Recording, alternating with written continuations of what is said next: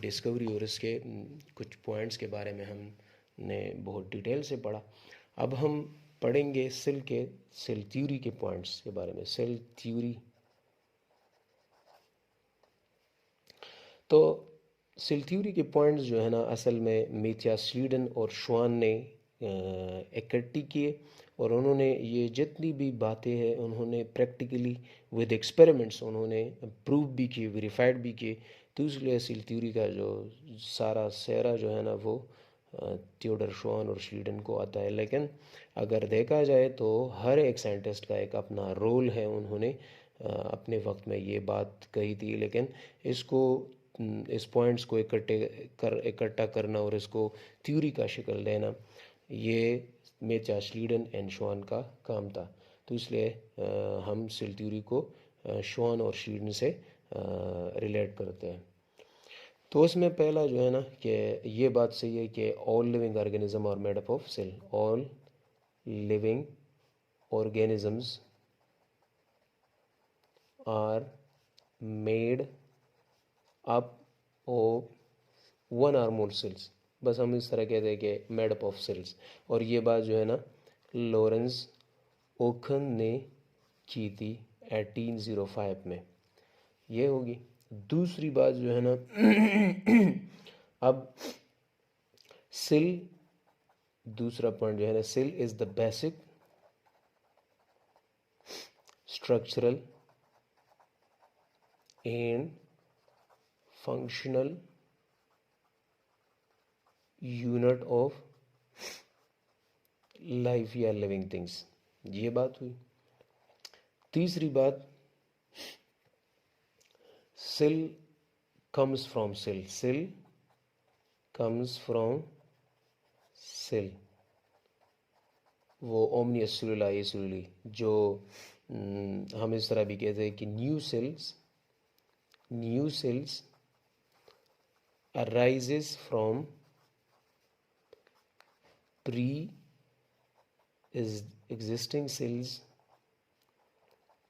by cell division।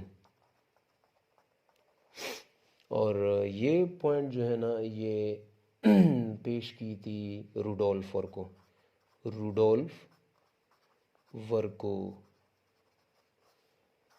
Virgo ने पेश की थी। इसके साथ साथ जो चौथा पॉइंट है वो है कि सेल्स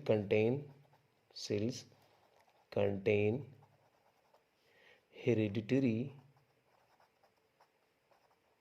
मटीरियल्स, मतलब डीएनए, क्रोमोसोम्स, जेनेटिक मटीरियल्स के बारे में बात करते हैं कि सेल्स कंटेन हेरिडिटरी मटीरियल्स या hereditary informations which is passed through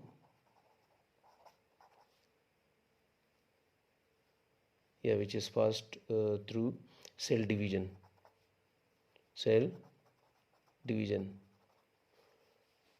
from cell to cell by cell division। इस तरह हम कहते हैं कि सेल में हेरिडिटरी मटीरियल्स होते हैं जो कि एक सेल से दूसरे सेल को सेल डिवीजन के ज़रिए पास होती है।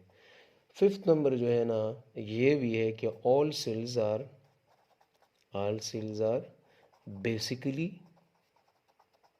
basically similar in chemical composition, basically the same in chemical composition। अगर देखा जाए तो जितनी भी सेल्स है ये केमिकली सिमिलर होते हैं कंपोजिशन के लिहाज से। और सिक्स नंबर जो पॉइंट है कि all energy flow means metabolic reactions जितनी भी होते हैं, मेटाबॉलिज्म।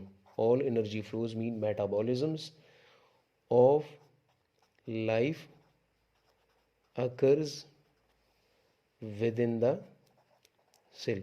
मतलब जितनी भी मेटाबॉलिक रिएक्शंस होते हैं वो सेल के अंदर होते हैं, और हमने उसको फिर मेटाबॉलिज्म कहते हैं, और या बायोकेमिकल रिएक्शंस बायोकेमिस्ट्री के अंदर हम डिस्कस करते हैं।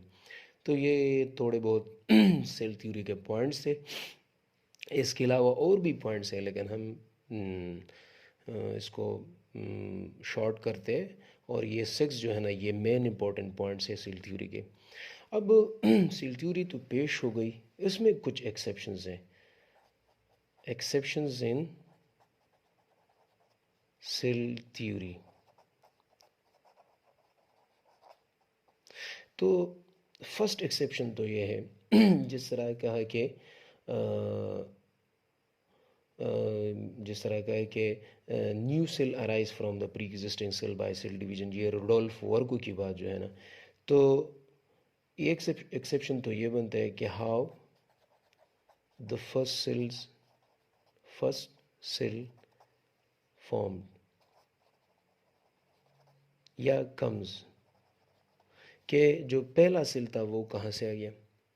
जिस तरह हमने कहा कि न्यू सेल, जो नए सेल होते हैं वो पुराने सेल्स में जो या पहले से मौजूद जो सेल्स होते हैं उसमें डिवीजन्स होते हो के नए सेल बनते हैं। तो ये पहला जो सेल है वो कहाँ से आ गया। तो ये सेल थ्योरी तो इस पॉइंट को एक्सप्लेन नहीं करता। दूसरा जो पॉइंट है कि इस जिस तरह इन्होंने कहा कि सेल जो है ना एक मतलब सेल्स में डिवीजन होते हैं और जो है ना नए सेल बनते हैं। तो virus is actually not a complete cell, it is acellular. अब वायरस तो ए सेलुलर है, ये कहाँ से आ गया। हमने कहा कि all living organism are made up of cell. तो वायरस जब ये लिविंग होता है तो असल में ये तो एसेलुलर है, लेकिन ये फिर भी लिविंग कैरेक्टरिस्टिक को शो करता है। कंटेन न्यूक्लिक एसिड,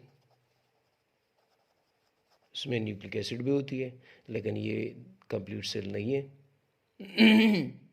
एसेलुलर है। तो ये वायरस कहाँ से आ गई फिर। इसके अलावा हम ये भी कहते हैं कि मसल सेल्स होते हैं, मसल सेल्स। तो मसल सेल्स में मल्टी न्यूक्लिएट होता है, मल्टी न्यूक्लिएट। अब जब सेल मतलब जिस तरह एपिडर्मल सेल्स में एक न्यूक्लियस होता है, तो मसल सेल्स में तो न्यूक्लियस ज़्यादा है। तो ये भी एक एक्सेप्शन केस होगी कि सेल की डिवीजन से तो एक जैसे सेल बनते हैं, सेल की डिवीजन से वही सेल पर बन जाता है।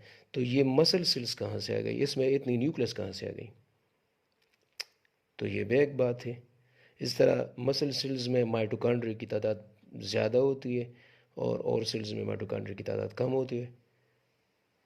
तो ये फिर एक्सेप्शन हो गई। इसके अलावा फंजाई में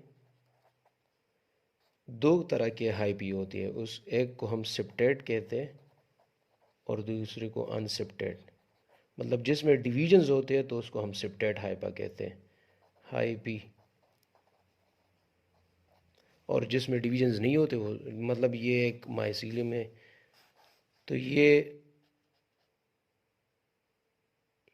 सेप्टेट हाइपी है, ये अनसेप्टेड है।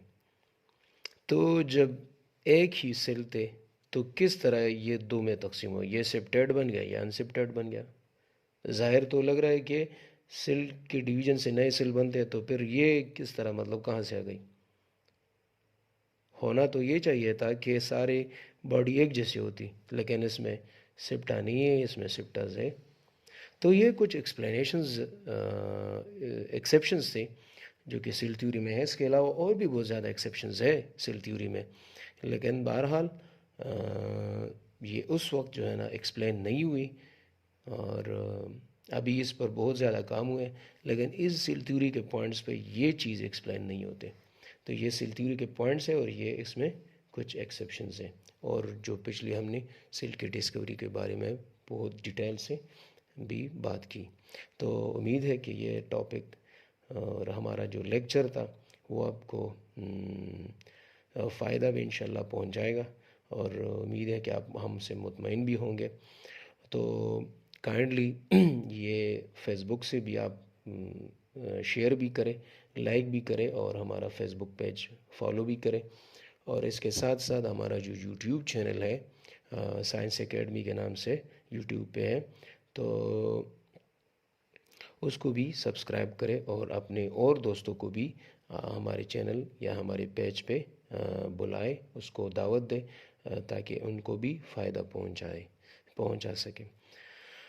तो उम्मीद है कि आप सारे इंशाल्लाह हमारे नेक्स्ट वीडियो के इंतज़ार में होंगे और इंशाल्लाह हम इसी तरह बनाएंगे आपके लिए वीडियोस। अपना ख्याल रखें। जज़ाकल्लाह।